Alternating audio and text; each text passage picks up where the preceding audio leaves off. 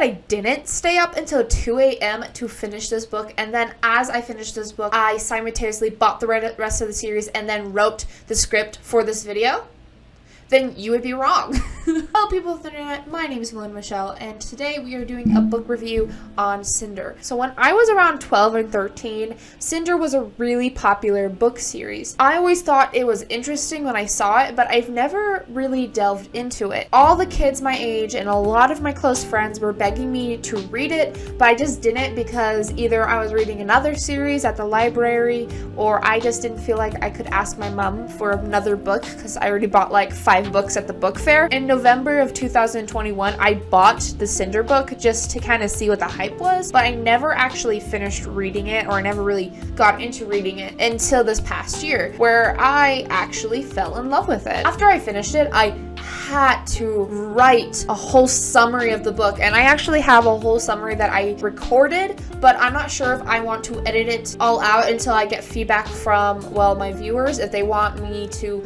do a whole summary of the book. It will be about 35 minutes to honestly an hour long. The book has so much in it to really do it justice and really put that oomph in the whole summary of explaining why the book is so good. You really have to talk about it for about an hour. I feel like this is too fluffy. I hate this shirt and love it because I look like a pirate in this shirt, but then I also look like I'm super bloated, so I might just put the jacket on. Tell me what you guys think. Blazer? No blazer. I don't know how I feel about it. You hate the blazer? Are you going to tell everybody if you hate the blazer?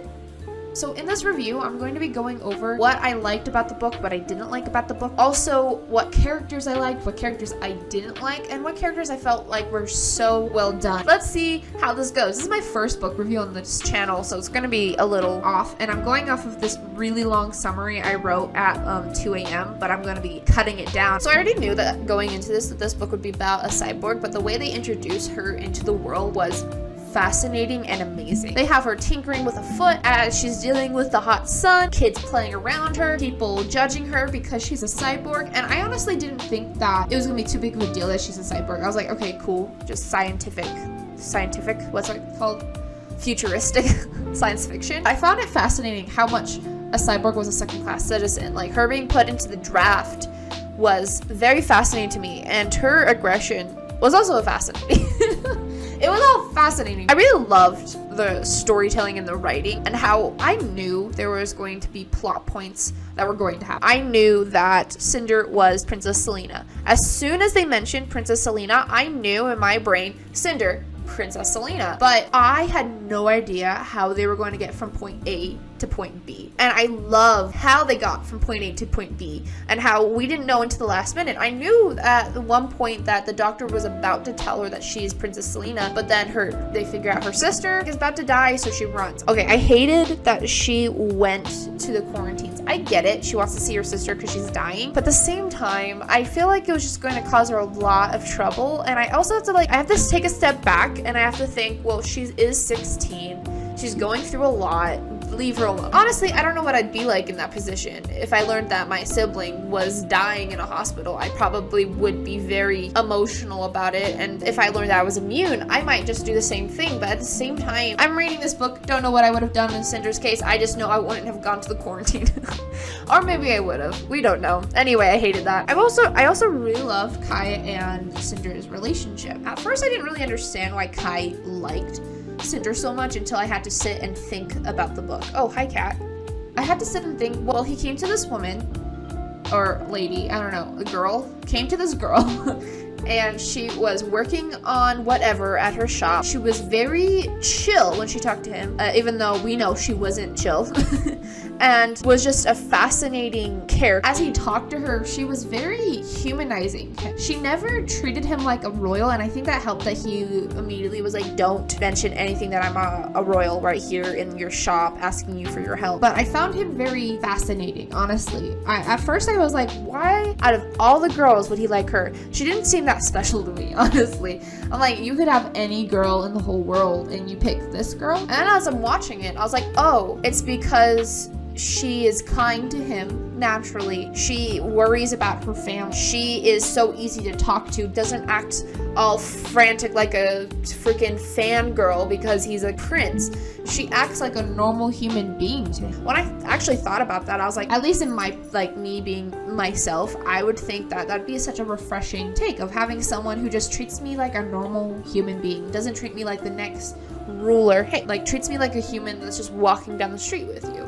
And honestly, I understand now as I put it into perspective, and that she's really easy to talk to. So one thing I have to say about Kai is I understand that he is going through a very emotional time. His father just passed away, and now he is expected to be the emperor. He doesn't really have anyone who understands where he's coming from, and he also has to deal with a queen who is immediately saying, we're going to talk about our agreements and everything.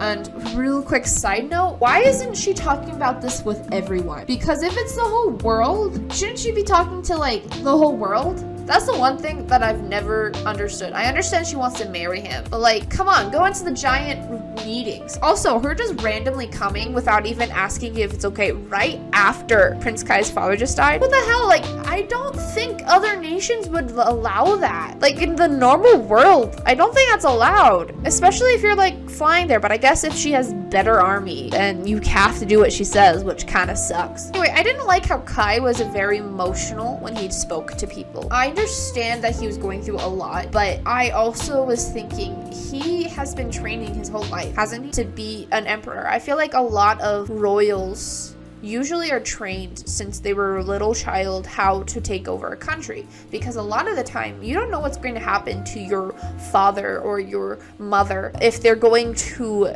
die before you're even of age of 18 to take over a country. When I'm thinking about it, I'm just thinking, wouldn't you have put them into the steps of being more cautious of the way they spoke to other foreign affairs, other people? I really thought that Kai should have held his tongue more often than that. I understand that he was pissed. I do. I don't know what I would do in that situation. I'm gonna be fully aware of that. But at the same time, I'm like, if you've been training your whole life to be an emperor one day, what are you even doing? I don't like Aiko. I like her, but I don't like her, if that makes any sense. I like that she's comedy relief, but at the same time, I'm just like, dude, just shut up. Let them just deal with this situation on their own, please. I don't really have any like actual criticisms for her. I just didn't like her. I did understand that she is meant to be Cinder's only friend. Like, her only two friends is her sister and her robot friend, and her sister's dead. Spoiler alert, her sister dies. All right, and then there's Peony. I actually really love Peony. I think Marissa has done an amazing job at showing relationships and how connected they are or how close they are in such a little amount of time. This goes with Peony and Cinder. She was able to show how close Cinder and Peony were in just a chapter and like a few pages. Like, that is amazing that she was able to do that. And even with Kai and Cinder, how able they were going to show them falling in love with each other was quick. And with most in realistic things, you don't fall in love with people that quickly. But I loved of how she did it, how every little time they talked was romantic and kind, and honestly just them trying to understand each other. I just loved how well Marissa Meyer shows relationships between other characters, and it doesn't feel forced. It doesn't feel like, oh, I guess they've known each other a long time, they're best friends. And that same with Kai and his father. You're able to see how close he was to his father at such a short amount of time, and honestly it was amazing to read. Now there's Pearl, and honestly I liked her character in a sense where I think she just is very influenced by her mother, in a sense where her mother is telling her all these things and she just goes along with it. There's definitely people out there that you might know that go along with whatever their parents tell them or whatever an authority figure tells them, especially if they say that if you do these rules, if you go by these ways, that you are going to be more successful. So if you don't like cyborgs, you're gonna be more successful. If you flirt with every cute guy you see who is rich, especially if he's a prince, you're going to be successful. She's a really great character. I hate a lot of the characters, but I love them at the same time. So Peony, Audrey, and the Queen Lavanna, I love and hate those characters. The reason why I love them is because of how much I hate them. I think Marissa Meyer does such a great job at making you dislike characters, making you not enjoy watching people on the book, but you want to see more of what they're going to do, what they're going to say. And that's definitely with Peony and Audrey. Is it Audrey? Audrey? Audrey? Audrey? Audrey? Audrey? I don't fucking know. I love that with Audrey too, that you can kind of see that she cares a little bit about Cinder. Not a lot. Not a fucking lot. She does not like Cinder, but you can see that she has tried in the best of her abilities to be accommodating to Cinder, even if it was in the worst way. And she has tried really hard, and especially in the scene where she sends Cinder to be in the draft for the cyborgs. It's really fascinating to see much more humanity in her. She's devastated her daughter just died, and she's really blaming her adopted daughter. I'm gonna say that she's more of an adoptive daughter than a stepdaughter, because honestly, if you adopted kid, they're just like your adopted daughter, adopted stepsister. But I guess that she's a cyborg, that's a little bit different. But you can tell that Audrey is a terrible person, but she also has humanity to her. And I think that's the best thing to do with a lot of your villains, especially if they're human villains, is to give them some humanity. And then like for Queen Lavanna, I loved how much I hated her, because she honestly is a terrible person. She's such a asshole. But the thing about her is that she is such a well done villain. She manipulates, she says things that pisses everyone off, but if you say anything, the whole world's gonna like explode practically. And it's just very fascinating to read. And now before we get into the end, because I think the end is more of what I have to say about Lavanna, we're going to go to the Doctor, and I can't remember his name, so we're calling him the Doctor, like in Doctor Who. So the Doctor is literally my most favorite character of the first book. He makes me laugh, he makes me angry, he makes me happy, he makes me feel all the feeling, and he's just a kook. I love kooks. I had a teacher in high school that was a kook. She kind of was insane, but she was my favorite teacher of all time, and it was because of how insane she was. So, the Doctor. At first, I thought he was gonna be a pervert because of the way his medical ed was talking about him, the way he was acting to his medical ed. I thought he was gonna be a pervert. I thought, though, that there were some good things about him because he let a cyborg go because the cyborg was too young, 34, and had a son. And I was like, all right, there might be good in him. And apparently he hasn't been letting any cyborgs stay. And I was like, ooh, maybe he's a good person. And then he meets Cinder and is like acting really weird because she's like the person he's been looking for. But in my head, I was like, oh, it's because she's immune. And when I read that, I thought nothing of it. And then later in the book, I'm kind of ashamed that I didn't realize that her being immune might have to do with her being a princess, because I already knew she was going to be the princess. I'm really ashamed at myself for not putting two together of her being immune to the plague and for her to be from that one moon, a lunar. I didn't think much of it, and I'm really annoyed that I didn't.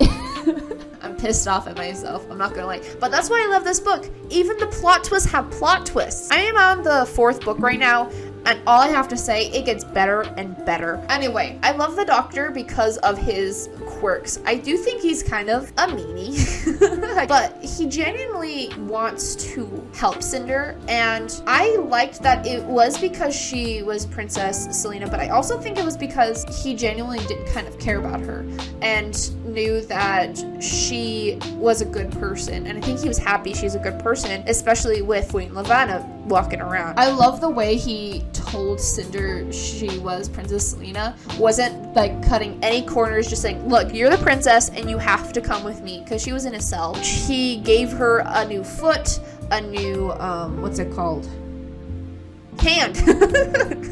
I forgot what a hand was called, and pretty much said, escape this, meet me in Africa where the plague started. I actually thought that he didn't actually give her a specific place, so at first I was just like, yeah, because Africa is not huge at all. It's not an entire continent, doesn't have like hundreds of countries in it. Yeah, she's definitely going to immediately find you wherever you are in Africa.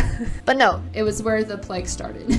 The Doctor, favorite character, and honestly later in the books, he's still up there, but he's not like my all-time favorite anymore, sadly.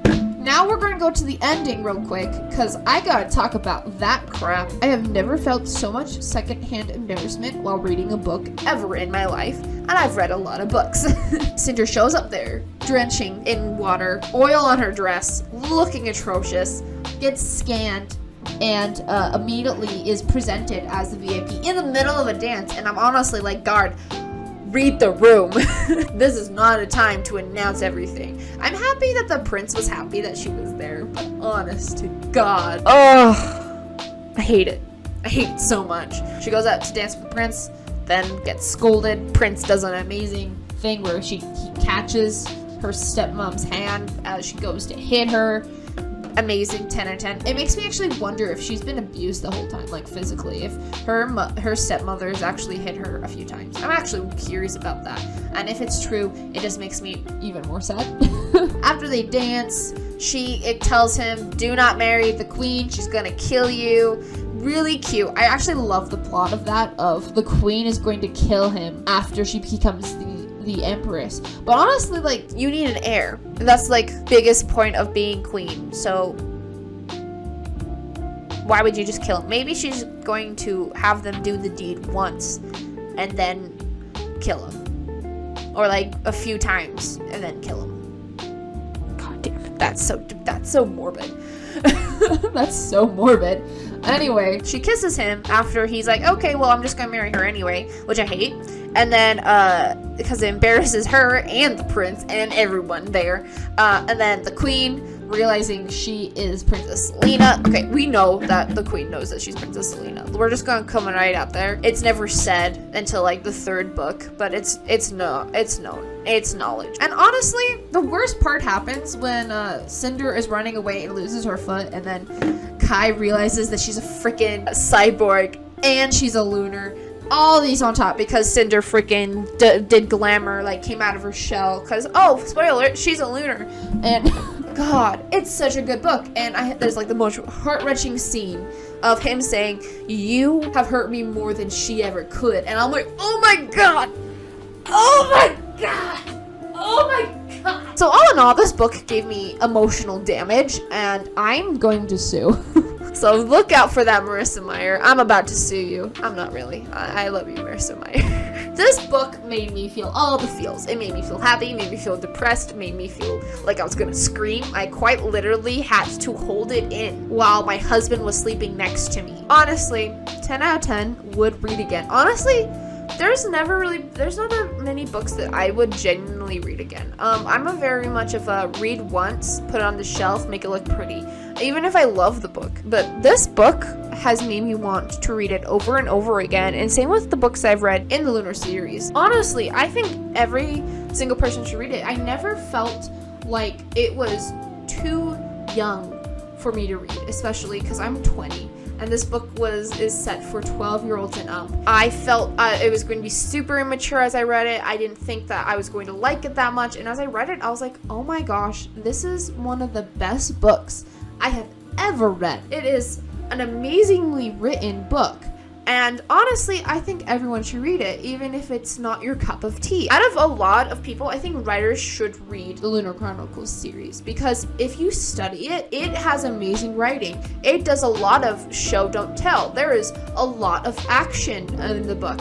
And if there's any like past tense or explaining, it is very well done in a way that doesn't feel forced and feels very natural. I'm just gonna flat out and say it. I have read a lot of books. I have loved a lot of books, and this has been my all-time favorite book that I've ever read. So I think everyone should read it. I'm going to get my 12-year-old kid to read it when I'm older. I'm going to suggest it to everyone I know, even if they're like 25. I actually have suggested it to my 12-year-old friend. It has really made me fall back in love with reading. I'm going to be flat out with you. If you want more book reviews, give this video a big thumbs up, and please subscribe if you haven't already. Also, tell me if you want me to do a summary, because I will do it if you tell me to do it. I hope you all have a great day and a great week.